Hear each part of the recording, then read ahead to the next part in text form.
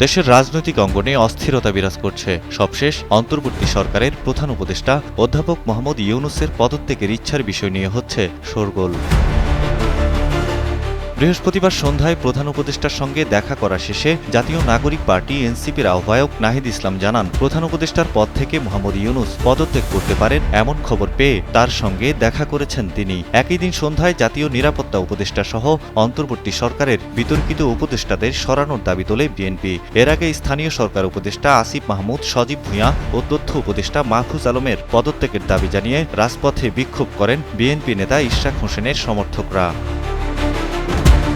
প্রধান উপদেষ্টার পদত্যাগের ইচ্ছার খবরে বিভিন্ন দলের নেতারা এরই মধ্যে প্রতিক্রিয়া জানিয়েছেন। বিএনপির স্থায়ী কমিটির সদস্য খন্দকার মোশাররফ হোসেন বলেন, অন্তর্বর্তী সরকারের নিরপেক্ষতা বজায় রাখার স্বার্থে বিতর্কিত কয়েকজন উপদেষ্টা তাদের বক্তব্যে এবং কর্মকাণ্ডে সরকারের ভাবমূর্তি ক্ষুণ্ণ হচ্ছে।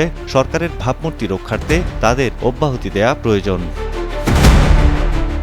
এনসিপির দক্ষিণাঞ্চলের মুখ্য সংগঠক হাসনাত আবদুল্লাহ লেখেন, দেশ ও জাতির স্বার্থে অপ্রত্যাশিতভাবে আসা বিভাজন মিটিয়ে ফেলতে হবে।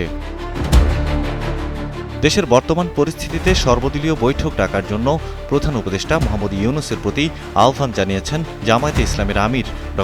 শফিকুর রহমান। প্রধান উপদেষ্টার পদত্যাগের গুঞ্জন ছড়িয়ে বিদেশ নির্ভর উপদেষ্টারা নিজেদের প্রভুদের দেয়া ওয়াদা রক্ষা করতে চান।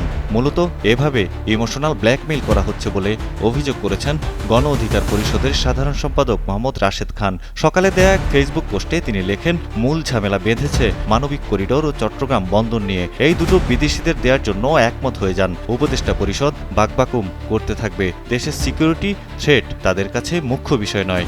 এনজিও চালিয়ে পয়সাপাতি কামানোই তাদের মুখ্য বিষয়। উপদেষ্টাদের সমালোচনা করে রাশেদ বলেন, ড. মোহাম্মদ ইউনূস স্যারের সবথেকে বড় দুর্বলতা তার সাথে যোগ্য লোককে তিনি নেননি। ছাত্রদের পরামর্শে একদল অনভিজ্ঞ বিতর্কিত দিয়ে তিনি উপদেষ্টা পরিষদ গঠনে সম্মতি দিয়েছেন, যে কারণে সংস্কারসহ নানা বিষয়ে 10 মাসেও সফলতা পাচ্ছে না সরকার। এদিকে স্থানীয় সরকার উপদেষ্টা আসিফ মাহমুদ ফেসবুক পোস্টে লেখেন, আওয়ামী লীগ নর্থ ও দিল্লি জোটভুক্ত হয়ে যে কুমির ডেকে আনছেন তা আপনাদেরই খাবে। বিবিসির খবরে বলা হয়, বাংলাদেশের রাজনীতিতে নর্থ বা উত্তর বলতে সাধারণত ক্যান্টনমেন্ট বোঝানো হয়।